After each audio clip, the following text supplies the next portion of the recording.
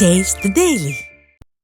நாகை மாவட்டம் வேதாரண்யம் அருகே படகு எஞ்சின் பழுதாகி கரை திரும்பாமல் தத்தளித்த 4 மீனவர்கள் மீட்கப்பட்டுள்ளனர்.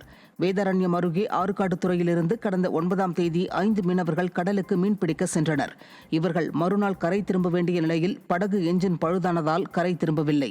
இந்த நிலையில் அங்கு வந்த மற்றொரு படகு மூலம் மீனவர் ஒருவர் கிராமத்திற்கு சென்று தகவல் தெரிவிக்கவே சக மீனவர்கள் வேறொரு படகில் மீனவர்களை மீட்க சென்றனர். இதனிடையே எஞ்சின் பழுதான படகு காற்றடித்த திசையில் வேளாங்கண்ணி சென்றிருப்பதை அறிந்து அங்கு சென்று காணாமல் போன 4 மீனவர்களையும் பத்திரமாக மீட்டு ஆறுகாடுதுறை கிராமத்திற்கு அழைத்து வந்தனர்.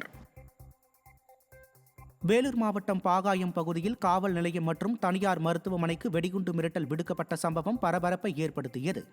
காவல்துறை கட்டுப்பாட்டு அறையை தொடர்பு கொண்ட மர்ம நபர் ஒருவர் பாகாயம் காவல் நிலையம் மற்றும் சிஎம்சி மனநல மருத்துவமனையில் வெடிகுண்டு வைத்துள்ளதாக கூறிவிட்டு அழைப்பை துண்டித்துள்ளார்.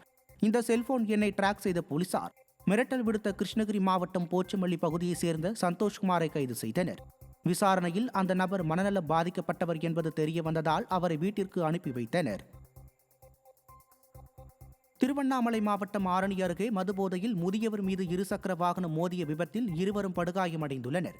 நரியம்பாடி பகுதியைச் சேர்ந்த பூங்காவனம் வந்தவாசி சாலை சிவசக்தி நகர் பகுதியில் வந்து கொண்டிருந்த போது எதிரே மதுபோதையில் வாகனத்தை இயக்கி வந்த ஏரிக்குப்பம் பகுதியைச் சேர்ந்த கார்த்திக் மோதியதில் இருவருக்கும் பலத்த காயம் ஏற்பட்டது. விபத்தில் பூங்காவனத்தின் கால் முறிந்த நிலையில் இருவரும் அரசு மருத்துவக் கல்லூரி மருத்துவமனையில் சிகிச்சைக்காக அனுமதிக்கப்பட்டுள்ளனர். விடியா திமுக வீதிக்கு வீதி மதுபான கடைகளை திறந்து வைத்துள்ளதால் வாகன விபத்துகள் தொடர்கதையாவதாக பொதுமக்கள் குற்றம் சாட்டியுள்ளனர்.